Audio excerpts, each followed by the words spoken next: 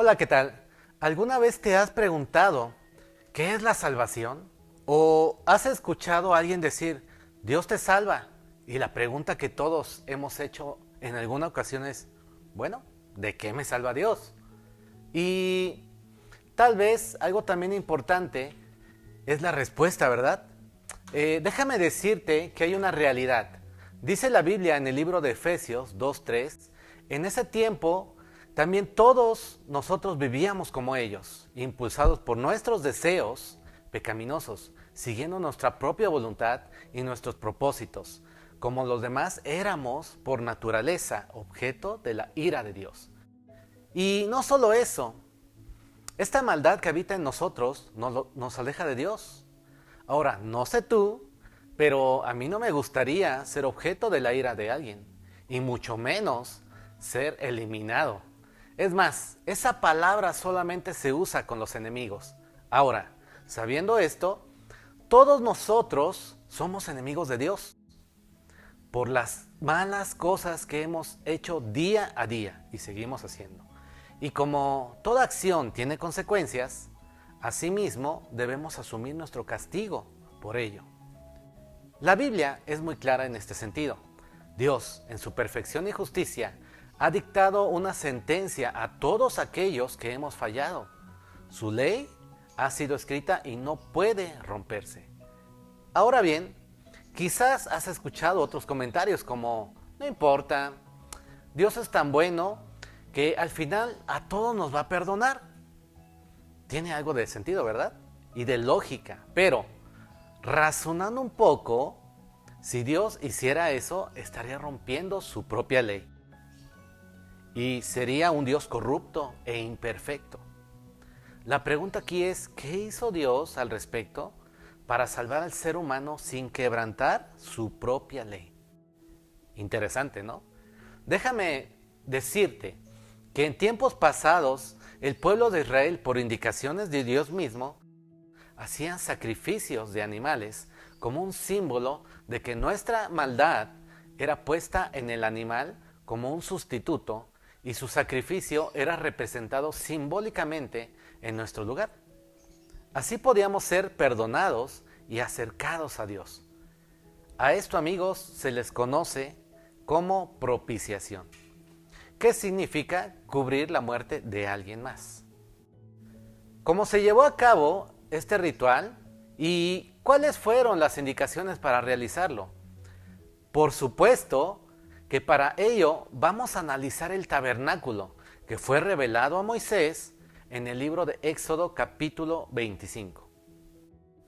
El tabernáculo se trata de una tienda de campaña totalmente portátil.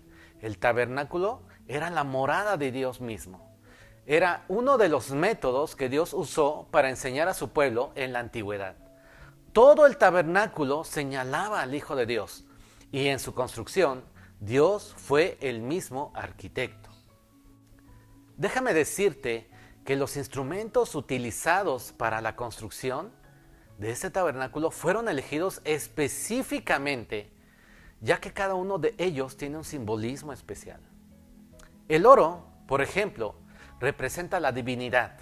Todo aquello que fue construido con este material representa la divinidad y la realeza de Dios mismo. La plata representa la redención, el bronce representa el sufrimiento. Asimismo, los colores tienen un significado. Por ejemplo, el carmesí muestra la sangre redentora de Cristo. El azul muestra al Hijo de Dios venido del cielo. El púrpura muestra a Cristo como Rey. Lino fino blanco muestra a Cristo como un hombre perfecto, ya que este color blanco evidencia la santidad y la limpieza del Señor. El color escarlata, por ejemplo, muestra a Cristo como Salvador. Hablando un poco de los materiales que se utilizaron también, tienen su razón de ser. Por ejemplo, hablando del pelo de cabra, este simboliza el ministerio del profeta. Las pieles de carnero teñidas de rojo simbolizan la sangre derramada. Los pieles de tejones, la fealdad del pecado. La madera de acacia, la carne incorruptible. El aceite de la lámpara, por ejemplo, representa la unción. Las especias para el aceite de la unción representan la adoración. Y las piedras preciosas representan a la iglesia, que como tú y yo somos el cuerpo de Cristo. Ahora, conociendo un poco estos significados y simbolismos que componen el tabernáculo, sumerjámonos en las riquezas escondidas de la palabra de Dios. Y sobre todo, tengamos ojos para ver a Cristo en cada una de las partes de Él mismo. Comenzamos hablando del atrio. El atrio es el lugar, el espacio que rodeaba el tabernáculo. Este era un recinto de 48.7 metros por 22.8 metros de largo. Fuera del tabernáculo, el atrio contuvo dos objetos muy importantes de adoración. El altar de bronce, que era el lugar del sacrificio por los pecados de las personas, y la fuente de bronce, donde los sacerdotes tenían que lavarse antes de entrar al santuario, con una puerta que hacía el lado oriental, que permitía la entrada a ese patio. La barrera del atrio fue hecha de lino blanco, que colgaba de 60 pilares, 20 sobre cada largo y 10 sobre cada lado corto. Cabe destacar que la puerta del atrio fue compuesta por 4 colores: el azul, el carmesí, el blanco, el púrpura. Y al igual que los 4 evangelios, representa a Jesús. Por ejemplo, el libro Mateo representa a Jesús como rey, al igual que el color púrpura. El libro de Marcos nos representa a Jesús como el hombre perfecto, al igual que el color blanco. El libro de Lucas podemos ver a Jesús como el Salvador y al igual que el color carmesí. El libro de Juan nos muestra a Jesús como el Salvador, igualmente que el color azul. Ahora, el libro de Juan 14:6, Jesús mismo afirma: yo soy el camino, la verdad y la vida. Le contestó Jesús: nadie llega al Padre sino por mí. Sabemos que dentro del atrio está el tabernáculo y donde mora Dios mismo. No en vano, la puerta de los atrios se le denomina el camino. En este pasaje, Jesús les estaba diciendo que Él es el único acceso a Dios, la única puerta de acceso a Dios. El libro de Juan, capítulo 10, versículo 9, dice: yo soy la puerta, el que entre por esta puerta, que soy yo, será salvo. Es importante mencionar que los atrios estaban siempre abiertos, porque Jesús está siempre a nuestra disposición, como tú y como yo, amigo. Siempre quiere que todos seamos salvos. Ahora bien, el tabernáculo estaba rodeado de 60 postes que cubrían esto. Tiene un significado bíblico. El número 6 en la Biblia habla del hombre y el número 10 de la perfección y responsabilidad. Por lo tanto, hablaba de un hombre perfecto y responsable, o sea, de Jesús mismo. Es importante mencionar que los postes estaban formados de plata, que representa a nuestro Redentor, y tenía cuerda de pelo de cabra. Esta simboliza cuando Jesús se hizo pecador por nosotros. La madera de acacia revestida en oro tipifica a Jesús, ya que es una madera resistente y de durabilidad. Se le ha considerado como una madera incorruptible y el oro simboliza la realeza de Jesús. La base era de bronce, la cual habla del sufrimiento de Jesús por nosotros. Asimismo, las estacas de bronce estaban enterradas a la mitad. Esto habla de cuánto Jesús sufrió y murió y resucitó por nosotros. Él es la base para todos nosotros. Ahora, el altar del holocausto. Este era un altar portátil hecho de madera de acacia, cubierto de bronce, que simboliza el sufrimiento de los corderos. Era lo primero que veían los sacerdotes al pasar a la puerta del atrio, y nos enseña que no podemos acercarnos a Dios sino antes a través de un sacrificio. Y, por supuesto, ahora a través de la vida de Jesús. Asimismo, no tenía grandes escaleras para acceder a Él, lo que nos enseña que es a través del propio sacrificio que Dios puso a beneficio del hombre para la forma de acercarnos a Él. Ahora, los cuernos del altar en el libro de Apocalipsis representan la fuerza, la realeza y la misericordia de Dios con el hombre.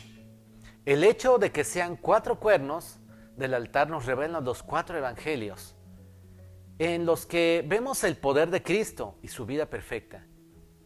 Asimismo, representan los 4 puntos cardinales que simbolizan que el sacrificio de Jesús fue derramado para todos, sea donde sea que nos encontremos. Muy interesante, ¿verdad? Ahora, el lavacro o fuente de bronce es el lugar donde los sacerdotes debían lavarse después de hacer el sacrificio. Este lavamiento limpiaba y purificaba al sacerdote antes de entrar al tabernáculo. El agua en el lavacro nos muestra la palabra escrita y la santificación por ella misma. El libro de Juan capítulo 1 nos enseña que Cristo es la palabra encarnada, es el verbo que se hizo carne y vino a habitar entre nosotros. Jesús, al igual que el lavacro, resplandece porque Él es santo, es puro. El libro de Hebreos capítulo 1 versículo 3 nos habla del esplendor de su gloria y de la imagen misma y de sus sustancias. Nosotros podemos purificarnos en Él y Él nos hace nacer de nuevo. Ahora, el lugar santo nos muestra la verdad, que es para todos los creyentes la palabra de Dios que nos santifica. En Él encontramos el velo del lugar santo, el cual estaba dividido en 5 partes con los mismos colores de la puerta del atrio. Colores como el blanco, el carmesí, el púrpura y el azul. Este velo no habla de Cristo, sino de la iglesia en sus 5 ministerios. Ahora, la puerta del lugar santo, esta fue realizada por una cortina de color azul, púrpura, carmesí, lino, retorcido, colgada entre 5 pilares de madera de acacia, cubiertos y coronados de oro, apoyados en 5 bases de bronce. Era el único acceso al lugar santo y casualmente tenía la misma superficie de la puerta del atrio y sus medidas el doble de ella. Esta puerta es la figura de Cristo, quien nos da la entrada a la presencia de Dios. Sus bases nos hablan del sacrificio que pagó para darnos acceso. Las 5 columnas representan los 5 escritores de las epístolas: Pedro, Pablo, Santiago, Judas y Juan. También representan los 5 ministerios. Las cortinas y la cubierta del tabernáculo estaban cubriendo el techo del tabernáculo, y estas se componían de 2 partes, la parte exterior y la parte interior. La cubierta exterior tenía 2 elementos importantes. El primero es el cuero de tejones, el cual no tenía hermosura ni belleza, hablándonos así de la humillación de Cristo. Esta cubierta nos habla de la separación de las cosas del mundo con lo santo. Y como segundo elemento, el cuero de carneros, teñidos en rojo, el cual representa el sacrificio de Jesús. Ahora, la parte interior, que estaba compuesta, las cortinas, de pelo de cabra, la cual simboliza el sacrificio de Cristo por el pecado. Las cortinas de lino torcido, adornadas con colores, cárdeno, púrpura y carmesí, con figuras celestiales de querubines, de obra delicada, simbolizan a Cristo glorificado. Es muy importante que tomemos algunas consideraciones espirituales. El tabernáculo estaba dividido en 2 compartimientos.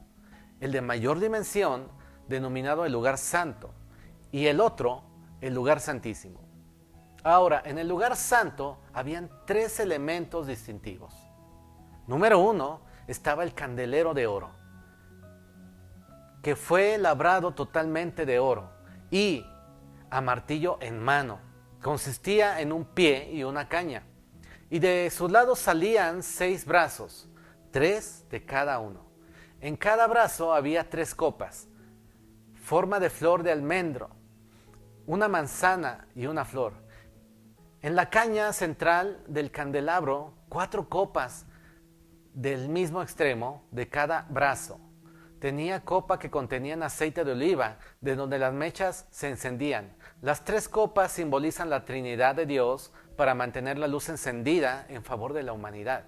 Cabe mencionar que en el lugar santo no había luz, solo iluminaba la luz del candelero. Esto es la figura de la luz de Dios, el único que puede alumbrar en las tinieblas. Los 7 brazos que muestran la perfección de Dios en Jesús, Jesús afirmó muchas veces ser la luz. En el libro de Juan capítulo 1 versículo 7 también afirmó ser la luz del hombre. En Juan 1:4 menciona de igual manera que afirmó ser la luz del mundo, así como en Juan 8:12. Ahora, la mesa de los panes de la proposición era una mesa de madera de acacia recubierta en oro. Sobre de ella se colocaban 12 panes de flor de harina. Sobre de ellos se colocaba un incienso puro. Estos panes eran cambiados cada sábado por el día de reposo. Los sacerdotes se comían el pan de la semana en el lugar santo, y mientras lo comían, el incienso quemado en el altar de incienso. Además del pan también había vasijas donde se bebía el vino de cada sábado. Jesús dijo en el libro de Juan 6, versículo 55, mi carne es verdadera comida y mi sangre es verdadera bebida. El que come de mi carne y bebe de mi sangre, en mí permaneceré yo en él. En el libro de Juan, capítulo 6, versículo 35, Jesús afirma, yo soy el pan de vida. Simboliza un pacto entre Dios y su pueblo. Y la mesa en sí señala a Cristo llevando a su pueblo ante la presencia de Dios. Su moldura era una corona de oro alrededor de la mesa, la cual simboliza a Jesús como el Rey de Reyes y Señor de Señores, coronado y exaltado. Ahora hablemos del altar de oro o del incienso. Este fue hecho con un motivo de quemar el incienso, hecho de madera de acacia. En la parte superior tenía una corona, también 4 cuernos, uno en cada esquina. El simbolismo principal de este elemento era la intersección de Cristo a favor de nuestro, y también nuestra intercesión en el nombre de Cristo. Representa así las oraciones de los santos, o sea, de todos aquellos que hemos decidido seguir a Cristo. Ahora mismo, el lugar santísimo nos muestra la vida de Dios a través de Jesús y su resurrección. Es importante mencionar que la puerta o velo para entrar al lugar santísimo fue hecha de un velo azul, púrpura, carmesí y lino torcido, con querubines y puesto sobre 4 columnas. El historiador Josefo también nos dice que el velo tenía 10 centímetros de espesor y que aun 2 caballos atados a cada uno de los extremos les sería imposible rasgarlo. Este velo es un simbolismo de Cristo como el único camino hacia el Padre, ya que el sumo sacerdote tenía que entrar al lugar santísimo a través del velo. Este velo era de una sola pieza. Y llama también la atención que así era la túnica de Jesús. El sacerdote una vez al año entraba al lugar santísimo. Ahora, Cristo es nuestro supremo sacerdote y como creyentes nosotros podemos tomarnos parte de su sacerdocio. Nosotros podemos entrar ahora al lugar santísimo, sí, tú y yo, por él. En Hebreos 10, versículo 19 dice que los fieles entran confiadamente al santuario, teniendo libertad para entrar al lugar santísimo, por la sangre de Jesucristo, por el camino nuevo y vivo que Él nos abrió a través del velo. Esto es su carne. Así que vemos la imagen de la carne de Jesús siendo rasgadas por nosotros, así como Él rasgó el velo por nosotros y Él se desgarró en la cruz por todos nosotros. Las 4 columnas representan los 4 evangelios que sostienen y levantan a Cristo en la tierra. El arca del pacto o de la alianza, este era un mueble en el lugar santísimo. De hecho, era el único mueble que estaba ahí. Tenía varios nombres, se le conoce también como el arca del pacto, pues daba testimonio del pacto de Dios con su pueblo. También se le conocía como el arca del testimonio, pues demostraba la existencia de Dios. Otros también se le conocen como el arca de la alianza, pues daba testimonio de la alianza de Dios con Israel. También se le conoce como el arca de la presencia de Dios. Es sin duda el elemento más importante, ya que todo el tabernáculo se construyó para albergar el arca del pacto. Del mismo modo, somos nosotros, tú y yo, aún más importantes para Dios, que ha determinado poner en nosotros su presencia a través de su Espíritu Santo. El arca estaba cubierta de oro, hecha de madera de acacia. Su cubierta, llamada el propiciatorio, era de una sola pieza, con 2 querubines alados, enfrentados el uno al otro. Este mueble nos representa la gloria de Dios, la presencia de Dios manifestada. Sobre este mueble estaba la columna de fuego en la noche y de día la nube. Dentro del arca se encontraban las tablas de la ley, la vara de Aarón y el maná. Ahora, algo interesante es que el lugar santísimo no tenía luz artificial. Así que si había luz, era solo la luz divina. Y de ahí, en medio, este cuarto estaba el arca, que representa a Dios aquí en la tierra. Los 4 anillos del arca representan los 4 puntos cardinales a los cuales hay que llevar el evangelio. También las varas que estaban siempre en el arca y nunca podían quitarse de su lugar hasta llegar al templo de Salomón, reflejan la peregrinación del arca por el desierto. También un día nuestras varas serán quitadas cuando estemos en la eternidad con el Señor, porque nosotros, tú y yo, amigos, somos peregrinos y extranjeros. Bien, ahora hablemos del propiciatorio. Cubriendo el arca había una tapa llamada el propiciatorio. Esta estaba cubierta de oro puro por dentro y por fuera, recordando así la divinidad y deidad de Cristo. Labrado a martillo, recordando así el sufrimiento de Jesús en la cruz. Era de una sola pieza con 2 querubines alados, enfrentados el uno al otro. La sangre rociada sobre el propiciatorio nos recuerda que la misericordia está basada sobre la justicia y la muerte de Jesús en la cruz. La palabra hebrea, caporet, fue empleada para el propiciatorio y quiere decir cubrir. Es necesario que Dios nos cubra para poder entrar ante su presencia. ¿Cómo hace Dios esto? Por medio de Jesucristo, la única propiciación del pacto eterno. Los 2 querubines representan la vigilancia de los ángeles, servidores de Dios, pues Dios mora entre los querubines. Ahora hablemos del contenido del arca. Los 3 elementos nos hablan de la Trinidad de Dios. Las tablas de la ley representan a Dios Padre, quien nos las dio como su recto corazón.